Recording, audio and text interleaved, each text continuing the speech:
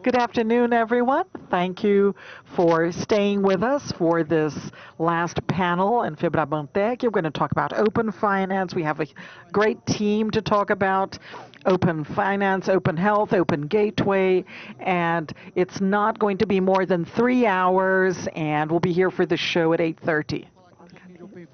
So, talking a little bit about open finance. The success of open finance in Brazil offers valuable lessons that can be applied to other ecosystems seeking data standardization and sharing. So, we're going to talk a little bit about the people who work with open health and open gateway and how these other sectors can benefit from this experience. What are the cultural, operational, and regulatory challenges that can be associated as being common in these industries? And this panel is going to explore how this journey can inspire and accelerate the adoption of other open models in our markets. So to begin with, I'm going to call Ariel Carissimi, who is the superintendent of the networks and head of open finance at Caixa.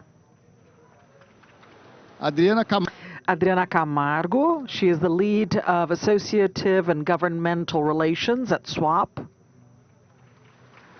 Diogo de la Torres, the coordinator of infrastructure at Conexis Brasil Digital. And Karina Bácaro, the executive B2B head of Vivo Empresas. And Nancy Abi, CIO from Doutor Consulta. Bom, gente, vamos lá. Okay, so good afternoon, everyone. Thank you for your time, and let's begin this debate. So I'm going to ask a general question here. I'm going to ask each of you to answer.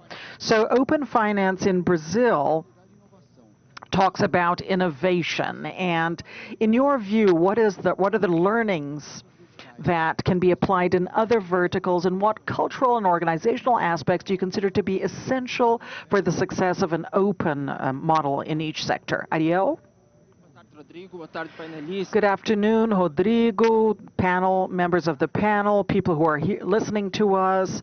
When we talk about open finance, the journey of Caixa in Brazil translates a little bit of the challenges in the ecosystem. So when we talk about open finance in 2021, we had a strong regulatory challenge that lasted until 2023, and open became attractive starting in 2024, 2025.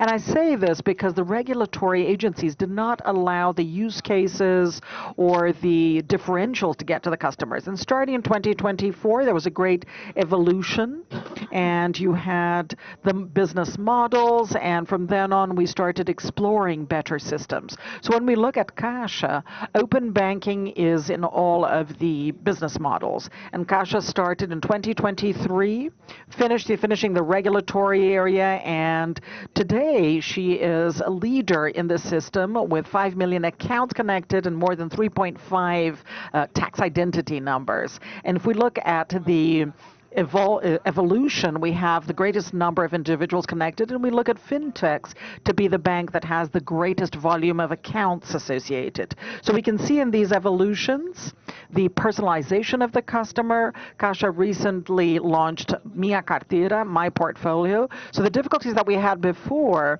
we have cards and costs and expenses, and now we have a differential thing that we are launching. It's a credit differential, and we're launching it in July so that you can see this in our Caixa application, and then you can have a view of investments. And Caixa, who is a 100-year-old bank, and it's responsible for more than 22% of the consumption of the APIs, investment APIs in the market, and it brings a differential aspect for this customer. So we evolve in terms of consentment because on the other end, still connected to credit products, we are able to bring these differential aspects. And when we look forward, we can see a connection with the next ecosystems that are represented here. So we have to bring from this regulatory challenge that was huge, and the internal and external challenge, even internally until 2023, 2024, we have the movement of training our colleagues that understood all of this arrangement,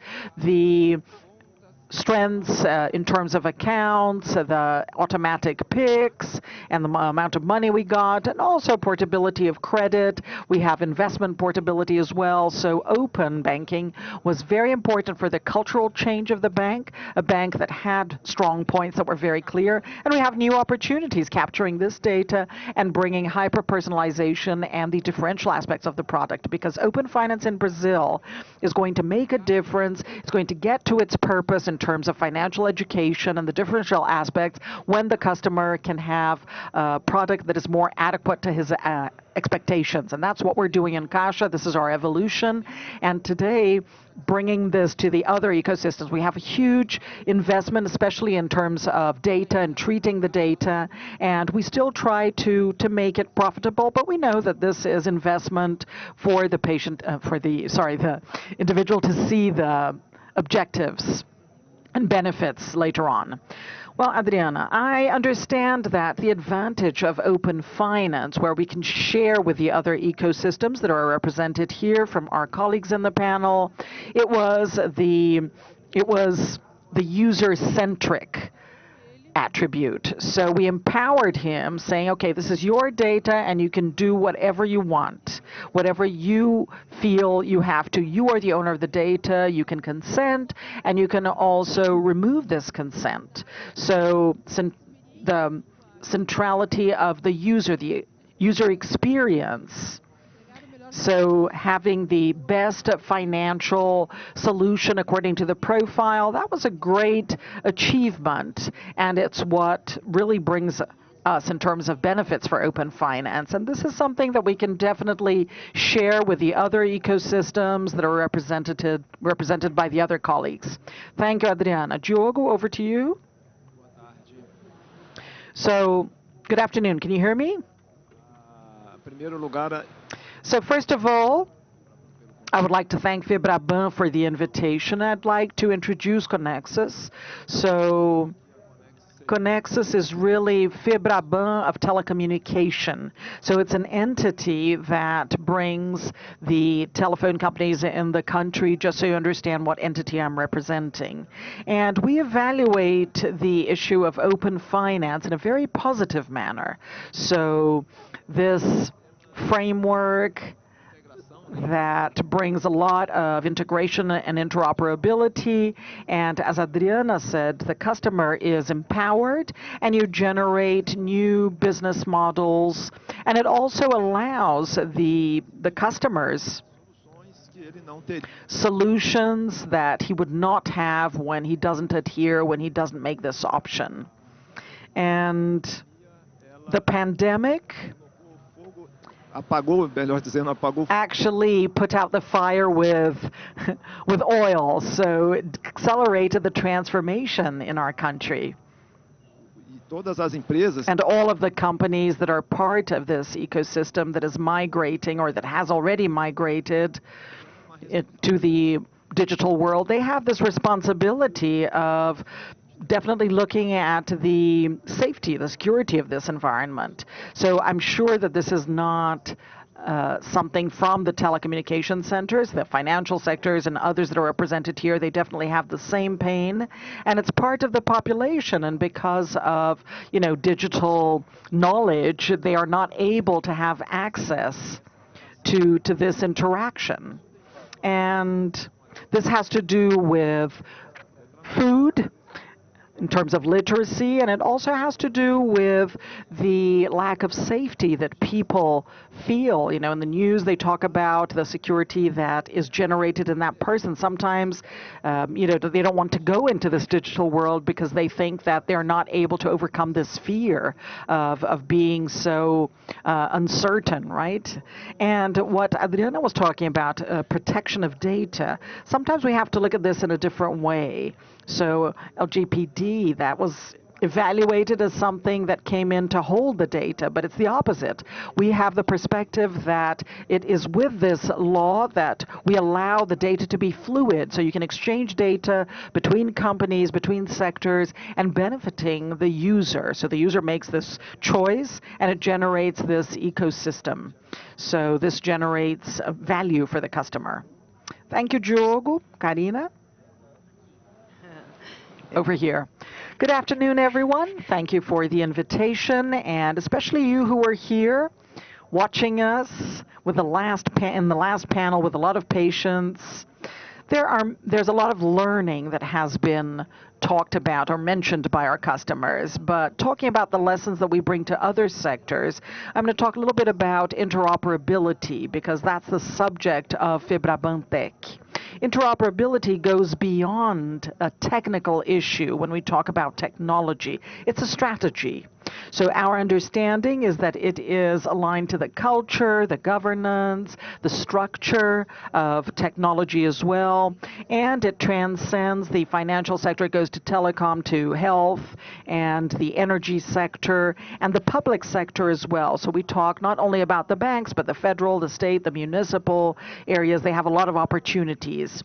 And one of the first lessons learned is the strategic issue of transversal collaboration, because open finance brings this and encourages other verticals. For example, companies in the same sector, like banks, with a regulatory organ associated, and in technology companies in partnership. So they're not silos anymore. They're not isolated competitors anymore. They actually start working in this ecosystem, exchanging information, and this moves over to health, as we said, and other verticals.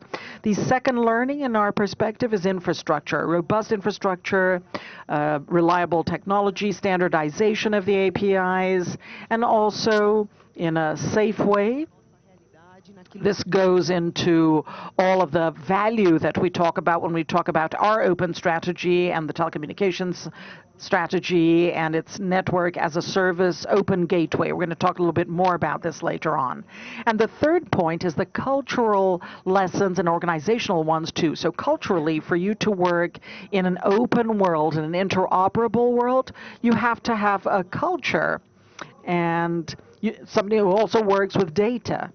So not only data that is in an unstructured manner, but to be able to use them in the best way possible. So we have a rich basis, and we also have data with 116,000 accesses, 78 million customers. But if you don't have the intelligence, or if this is not available to the market, it's no use. So that's a little bit of what we use in terms of what we learned from open finance and bringing this over to telecommunication. We're going to tell you a little bit more about this.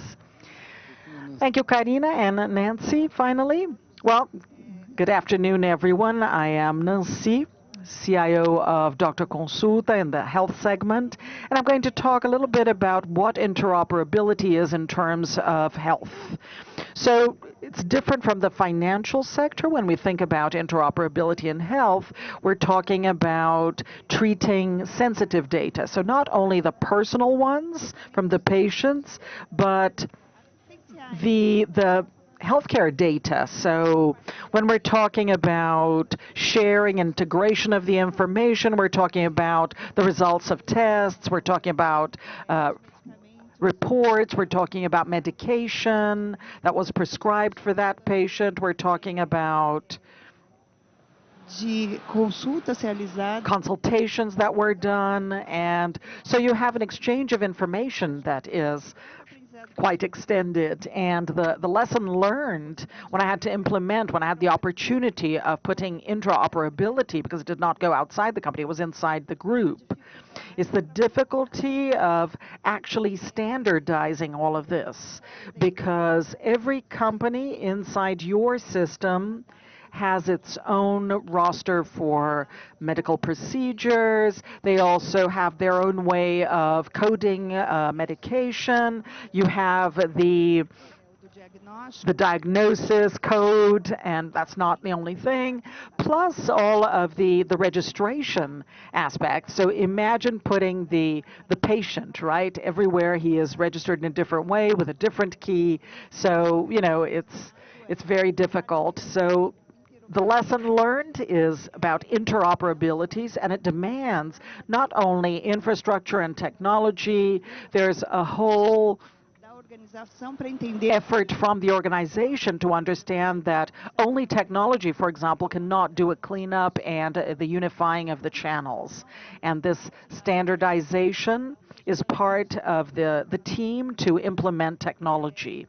So it's different challenges and different lessons learned that we have. And when we talk about interoperability in health, we're talking about operators and different sizes. And we're talking about the medical clinic, we're talking about a lab, we're talking about different types of business, and also remembering that it started to invest in technology. Health decided to invest in technology 15 years ago, different from the financial sector that has been evolving for more than 50 years. So it's a different level of maturity that we're talking about. And, society is demanding the same level of service. So for us, it's, running against time always. And as you said, during COVID, for the healthcare sector, it was fantastic because we had to really run, and it forced all the organizations to work digitally. And for example, we were able to implement telemedicine. So that was terrible, right? Because people went from one day to the next. They started using the network, yes, without any planning, right? So obviously, when we talk about there's the sad side to the pandemic, but thinking about technological evolution inside the healthcare sector, wow, there was no way out. Everybody had to invest in it. Everybody had to evolve. And this was important for our segment. Great. Okay, thank you for the first round of questions. And we're going to continue with general questions, and I'm going to ask another question and ask each of you to answer. So in your opinion, what are the greatest technical and infrastructure challenges to increase infrastructure in the different sectors, and how can we accelerate this process? So Adriana? Well, I'm going to continue what Nancy was saying, because one of the great problems we have with open finance was the standardization of data. So if you get a representative from Caixa, so this is, an institution that is hundreds of years old and has lots of numbers, and it's standardized in that way, and that's how Caixa works. And then on the other hand, we have the other large banks, and then we have the fintechs. So our main difficulty was always, and it continues to be, the standardization and quality of data. So for us, that's very important, and we're having difficulties until today. We're trying to overcome them. And another point is technological, which is about the APIs and standardization once again. And when you showed us, it has been difficult until today. And I also talk about something else which is non-technological. It's cultural. So open finance, for me, it's a name in English, and the population in Brazil that is fluent in English. There are very few people who are fluent in English. So imagine having an ecosystem called open finance. How do we get to people and say, oh, look, so this is going to be good for you. Let's, share your data. We're going to have a better service. But I already have a good service. I'm already happy with my service. So until today, we can see the numbers, and they prove it. And we have more consent, and we're improving our services in terms of credit, which is also very dear to us because it's very expensive, right? Credit is very expensive in Brazil. And for us, this culture that we are passing on to people, this is still a barrier, and it's still something that we have to overcome. And also saying that open finance is safe. If you don't want to participate anymore, you can opt out. That's also another word that is in English, and then you have to consent to that. You remove your consent in this case. So you still have difficulties, in my opinion, in terms of culture. And I've been in open finance for a long time. So we still have this issue of saying, okay, this is where we came. So the credit we've been working on for us, it's going to be a great point to turn things around. It's going to be credit that is customized and it's going to be cheaper also for people. So for us, that's a great bet. And although I really like the work of the central bank, sometimes they give us some very daring roadmaps. So sometimes the what they demand from the participants and the delivery, sometimes it accumulates with a whole other universe of services that we are delivering, for example, like peaks and other services. So I would say that these are the problems that I see in terms of open finance, and we can also share with the other ecosystems. Thank you, Adriana. Rafael, Diogo? dois pontos. Well, I see 2 points here. Standardization that you mentioned in the case of Open Gate, and we'll talk more about that later. Standardization is carried out Também all over the world, not only in Brazil. And there's also a competition edge. It's a matter of competition edge. These open models reduce competitiveness. So we need to find new applications, new models, and functionalities in these markets. And I think it's important for our audience here to see the situation in each different industry, healthcare, financial. Para mim mesmo, né, compartilhar. And this is a lesson that O setor financeiro realmente, o Open Finance, de fato. For me as well, open finance is an exchange of information within the financial system. The healthcare representative here talked about the challenges that they have, and in telecommunications, Open Gate is not necessarily focused on exchanging information among operators, but it's a way for operators to open their network to be used by the market. I mean, cross-sectionally, you know, industries. The financial system is an early adopter, and we have expanded this use, but this has been expanded to agribusiness as well to other industries.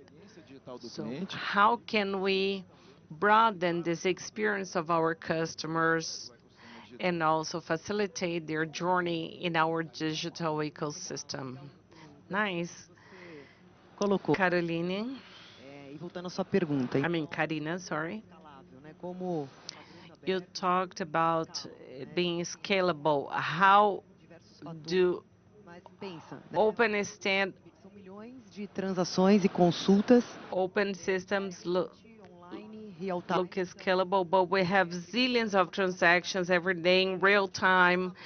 So it has to do with processing capacity. I mean, to have robust infrastructure that can reach remote places in our country, in our continental country. So this is an open module, open health, open gateway. Padronização de APIs, API. Second point is standardization of APIs to make them secure. Vivo is indeed ahead Estratégia e modelo globalmente falando. in this sense. We have this Associação das Empresas de Telecomunicação. this module defined by GMSA, this open gateway strategy. Roadmap de 23 APIs. Telcos in partnership develop roadmaps of APIs. They open their network for customers. Vivo is ahead of this. We have 11 APIs available. The financial system was an early adopter, but we have entertainment companies, we also have healthcare companies. All of them are consuming our APIs, and we launched 2 new APIs here at FEBRABAN.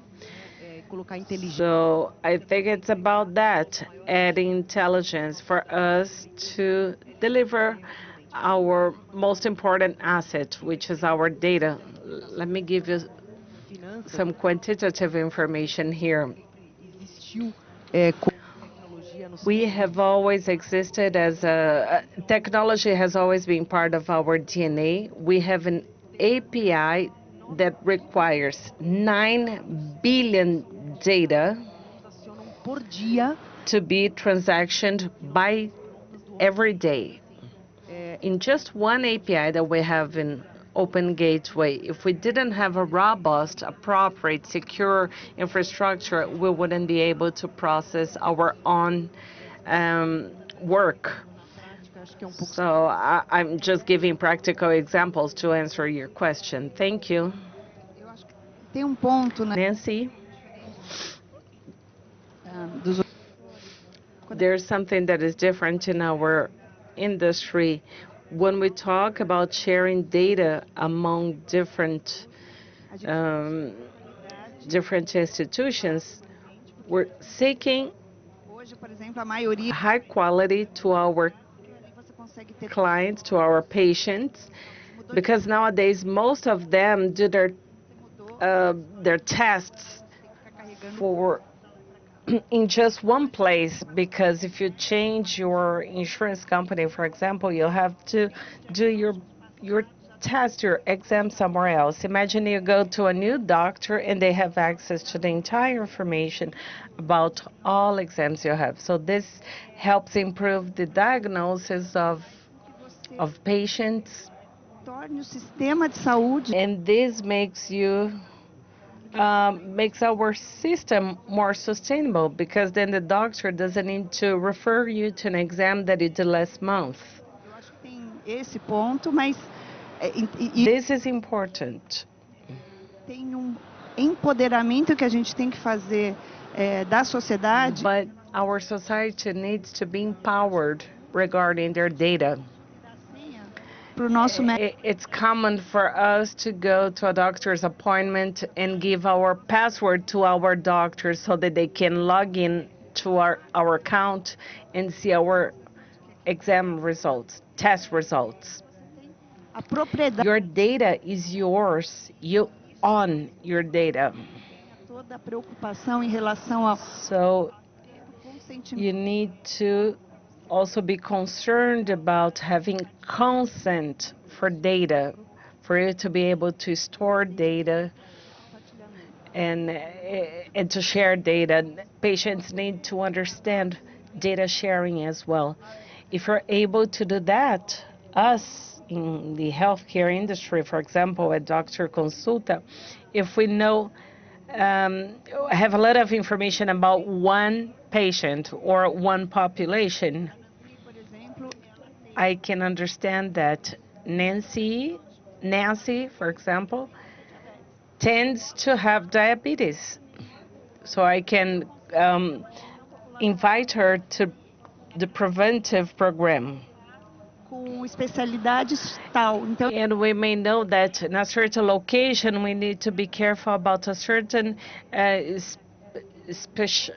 specialty, medical specialty, because each region in Brazil or in the state of São Paulo will have different specialties. This is all very important for us to have this broad view of this data. It's a bit different from the financial industry and telcos as well.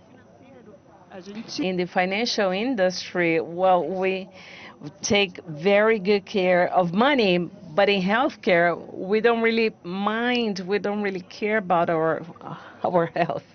I don't know why.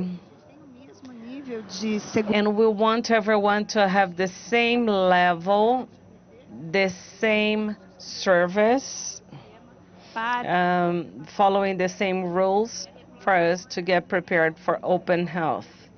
fechadinho aqui no Brasil. And regulation is not complete here in Brazil, and this is really important to be fixed.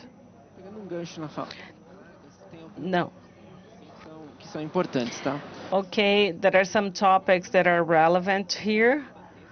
Regulator imposes some challenges to us, and this has allowed us to be at the level we are nowadays because we're challenged all the time. But in terms of use cases that we have nowadays, when we look at regulation and these different phases of open finance, phase one, phase Regulamentando Open Insurance, open two, evolutiva muito importante. you see that there's an important evolution that helps us face the challenges that we have.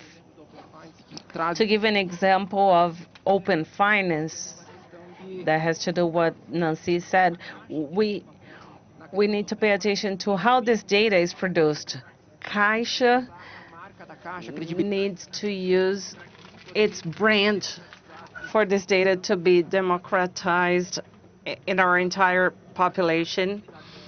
Sinta isso. This data needs to be credible for clients to give their consent. LGBT governance, we need to convey credibility. What type of data will you share? How will this data be treated? This is our challenge nowadays. Open finance has more regulation now, and it provides this credibility to our clients. How will this data be stored? Well, this is another challenge because we have a database, but we need to have a standardization on how to store and explore it. So in the future, we want these three different ecosystems to work together and to operate together. But how can we demystify these issues for these ecosystems to be able to evolve and to keep up with the pace of open finance? When we look at peaks, after 5 years, we have the same number of nowadays we have the same number of shared accounts Volumes muito parecidos. that we had of peaks 5 years ago. Fazendo a diferença na população. And this will change in the future and will make a difference in the Brazilian population, and especially being aware of what it means, right? You have the information, and people will become more and more aware about this and to require what they want to receive.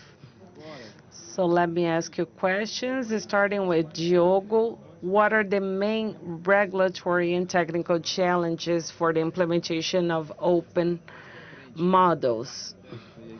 Well, talking about the technical side, she already mentioned that, but we have Connexus and GSMA, which is the Global Authority of Telcos. Open Gate is the result, is carried out by GSMA. De adotar o projeto. It was their initiative to adopt Camaro project, so all APIs that she mentioned are available to the entire community.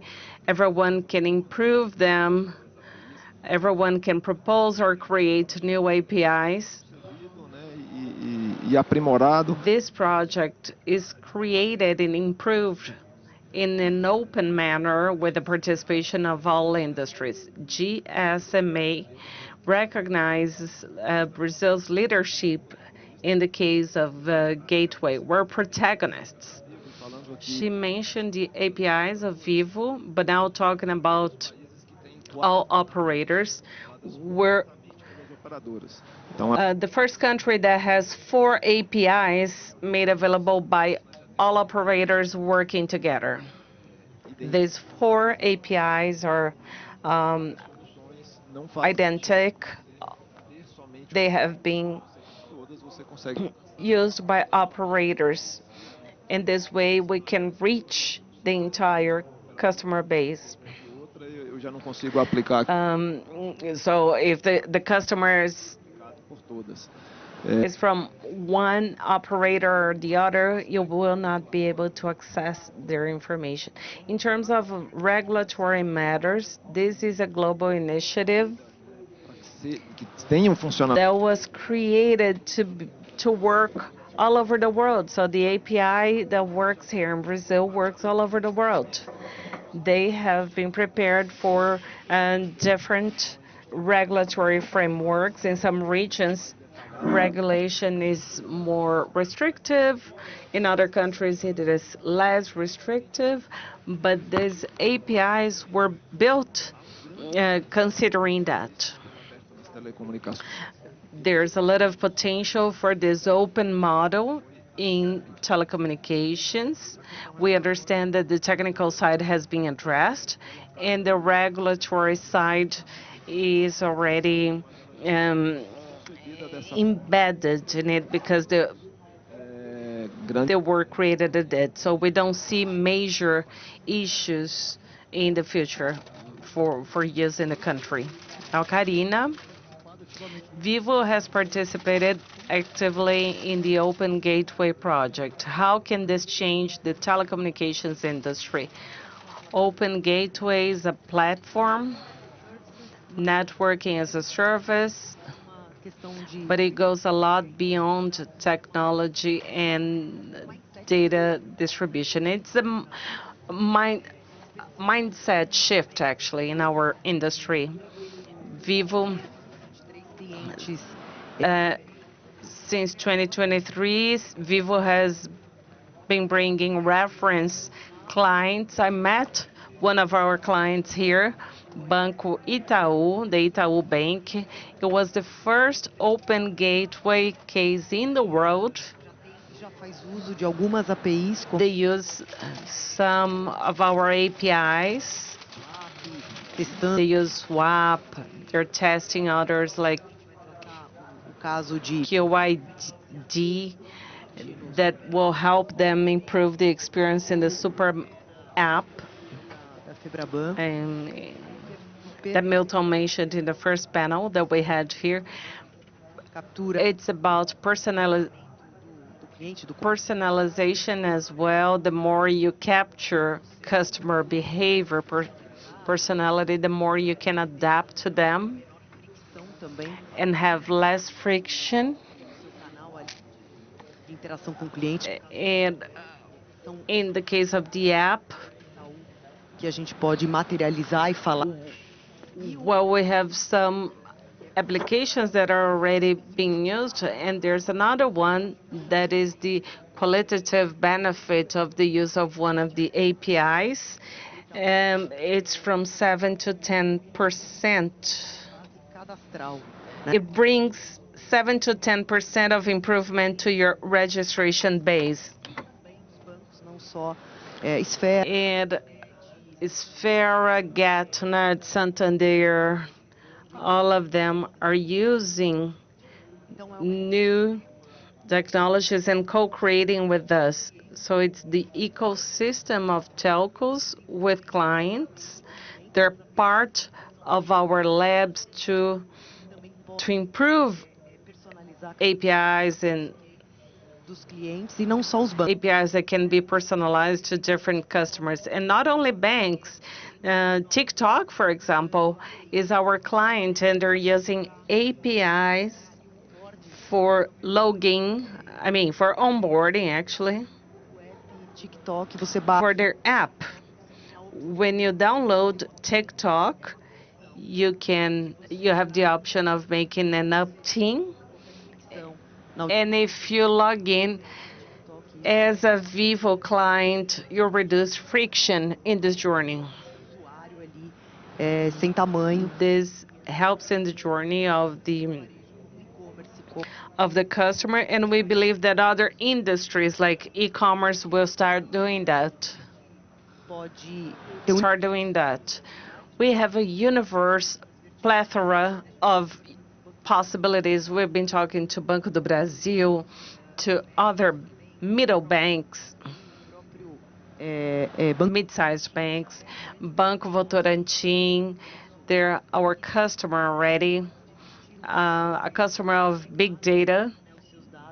Before Open Gateway, we open our data and provided information based on big data. We have a lot to contribute, and as this evolves, we'll be able to reap more benefits. Nancy I think that we will be able to contribute with value in healthcare as well. Insurance companies, we have large insurance companies helping us personalize APIs for your universe to be more targeted on your work. And they have, this has been seen by you, and that definitely explains the investment. And we're talking about co-creation, not only about use cases, but also in business models. So how to sell this? Is it through APIs? Is it a discussion that we talk about several APIs? All of them are available for the customer in the contract, a modulated contract or not. So we're very open to listen to you, and this forum is great for this, definitely. Thank you, Karina. So to Nancy now, in the healthcare sector, interoperability of data is a constant challenge. So how can the open health concept help to overcome this challenge? What are the main concerns with regard to privacy, data safety, and the implementation of open models in healthcare? Well, I came to the panel to learn. Because the financial area is well ahead of the healthcare area. So I think it's very clear that the steps, the maturity steps that we have to get through in the sector, and I was discussing this with somebody in the company. So remember when we changed the compensation of D+1 to D0? So that's more than 20 years ago. So then we start seeing the banks talking to each other, and that's more than 20 years ago, right? So in healthcare, we have to do this quickly. And as you said, for example, in Doutor Consulta, since we have consultations, so you go by and you want to have a consultation, and we're going to do it. And because the mission of Doutor Consulta is to provide access to healthcare. So we have foreigners who knock on our doors, so they don't have a tax identity number, right? So then we talk about, okay, do we create a user? What code do we use? With an RNA? No, which is for foreigners, no. So imagine that when you're talking about that patient, right?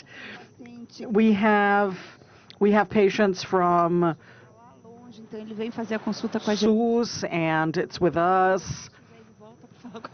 Then they come back. And then they talk about interoperability, and if there's no exam, I'm going to have to do it again. How do we do that? So he has to bring the exam he did, the test he did, and I think looking at open health, we know what the path is. We know how important it is, even though it's very difficult. We have the timing and everything, and it's not at the same speed as the companies are in, but that's what's going to guarantee the robustness of creating the structuring part and then evolving this maturity. So if we think about different business models that have their interests and not making this data, be shared. So I did a test in a lab, and why am I going to give this to somebody else? So we have to change this concept in the segment. And we have to understand that if you don't do this, the Brazilian healthcare system is going to fail. To make it sustainable. And this maturity is what we are basing ourselves on when we talk about open health, the open health model. And also when you talk about big data,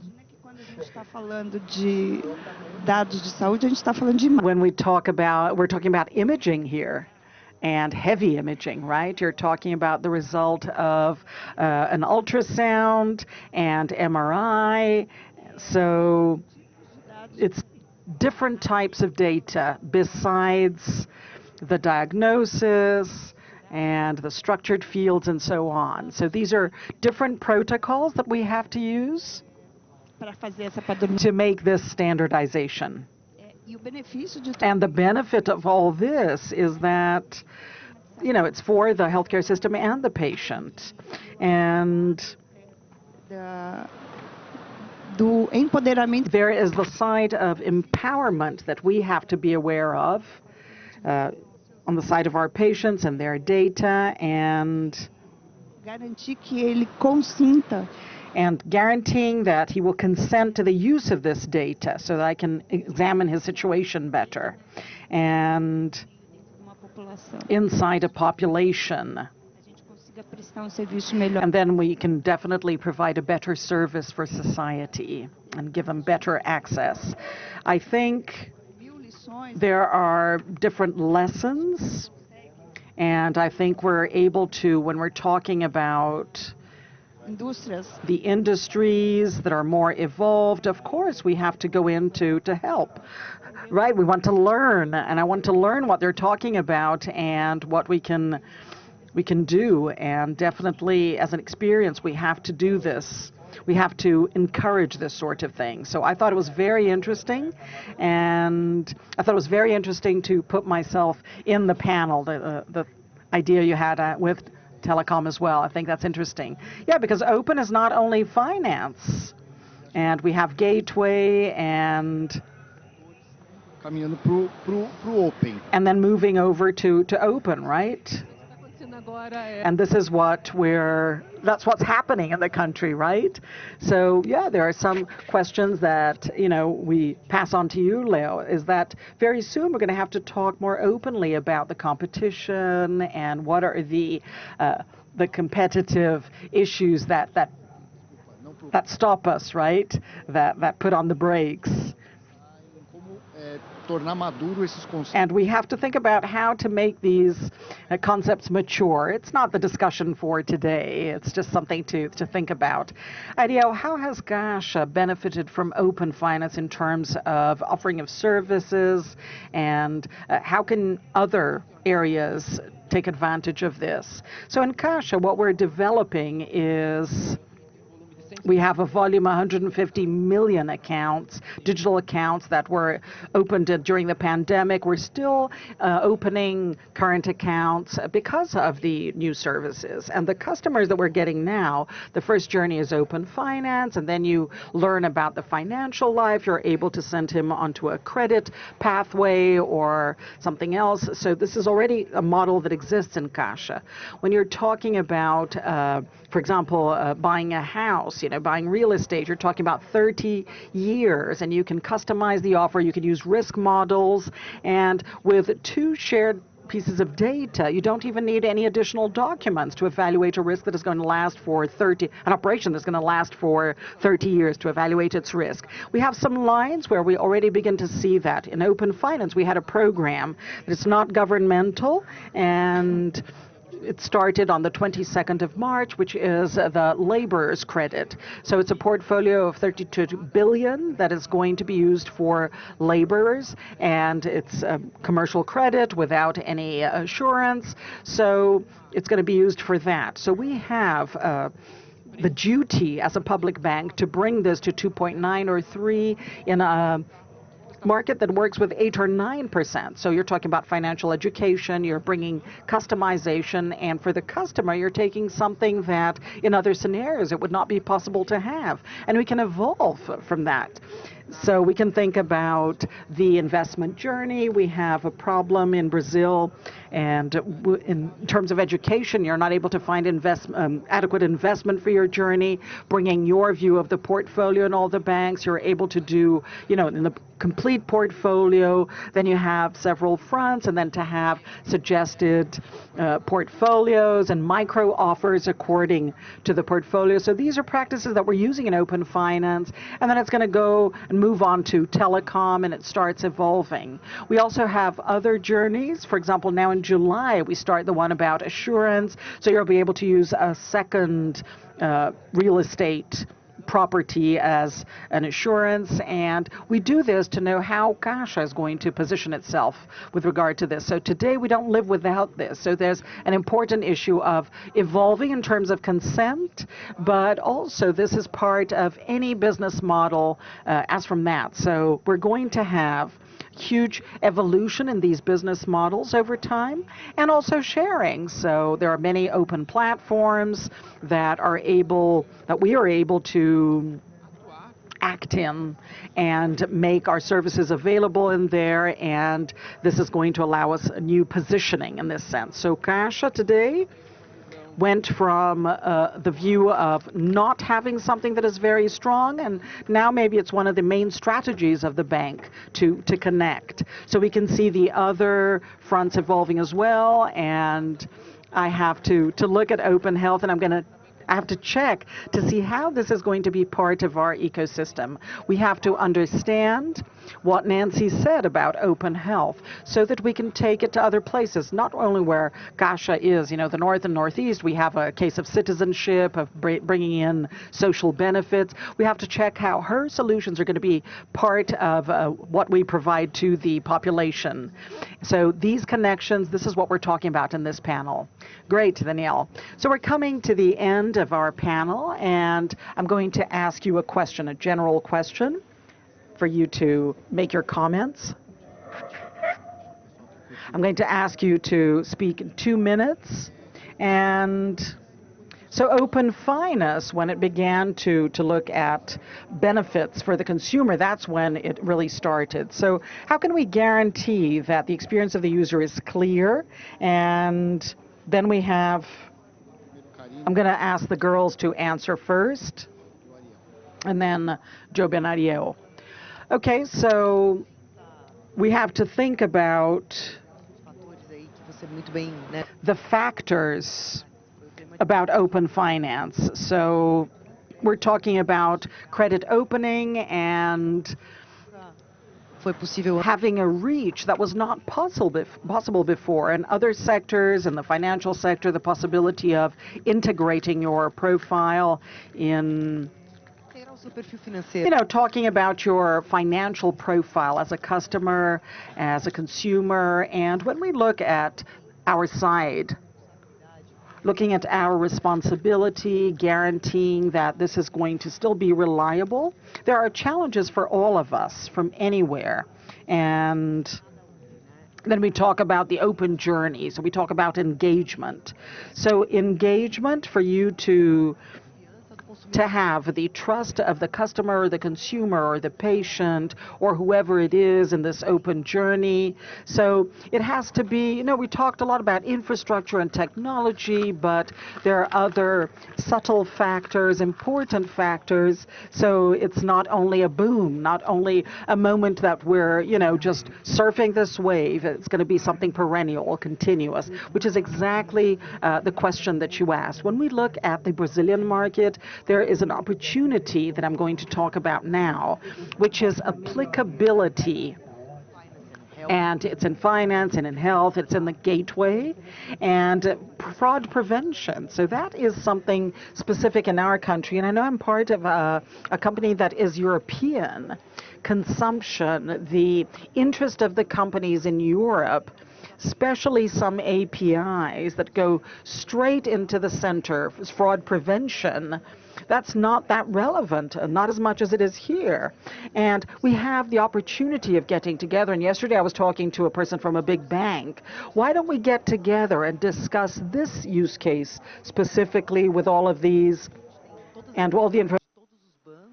Discute como acabar com a fraude no Brasil. And then we talk about fraud in Brazil, so Serasa and other companies that also provide enriched data. And I think this use case is infinite. And in fact, if we focus on bringing together the regulating organs in all of our verticals just to make this happen, I think that we can actually get to this topic of, I know I extrapolated your question a little bit with my answer, but I think that there's a universe, an infinite universe, an opportunity for us to get together, get engaged. Don't forget about standardization. And there's also investment, right, for this continuous innovation to happen so that open is actually scaling up inside the organizations. You have the people trained for this. You need to have a back office with the idea that is, accepted, and the banks went through this, but we're also the great telcos, the great organizers, an extremely regulated sector for us to be able to deliver the information with all of the intelligence in the world. But I think we have an ocean of opportunities to explore, and I think we have to take advantage of this moment of being here in an event like this and to continue. So you were watching, you in the audience, the people who are talking about this subject openly, Iniciativa das organizações públicas, dos órgãos. because this is the regulating organs, the public companies, the private companies are going to, work with security and others, but data, which is our greatest asset, definitely. And thank you once again. Thank you, Karina. See, I think we're able to guarantee, at least in the healthcare sector, this clarity and safety, and there are two aspects involved here. First of all, I have to identify my patient. So I have babies that, nowadays he's already born with a tax identity number, right? But the older ones didn't.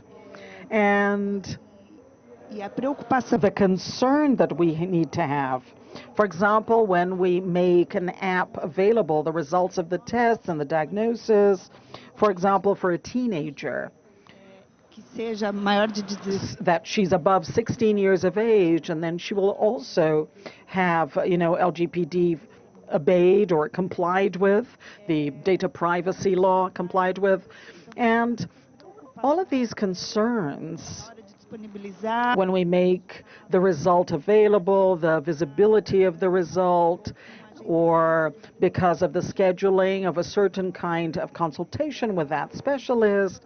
So we need to have a concern about not having any kind of non-compliance with regard to data privacy for that patient. And if everybody makes this information available for the patient, all this data, we're going to provoke a little bit of the interoperability, even if it's manual, right? So it's not kept in a drawer or in the doctor's shelf or in the patient's shelf at home. And I think this guarantees that we are enriching this large data bank, and we are making the data from that patient for himself available. And that's what's happening in the healthcare, and that's what's going to guarantee the security and the quality of the information. Thank you, Nancy. Adriana? I just wanted to tell Karina that we have a common enemy. Fraud is a common enemy. I think it's for all the sectors represented here. But as a person from public policies, I believe in education. So I think we have to continue investing more on education, on clarity, and this is how we're going to make all of the open finance become safe, and above all, almost said now by the other customers, adhesion. So we can have clearer decisions, better choices as a result, and we can bring more people into the ecosystem. And making these people who are more educated, they are going to be the champions to be able to maintain these things healthy and without frauds. Okay, thank you. Diogo? I wanted to say that although it's the final remarks, I wanted to talk about the focus on the customer.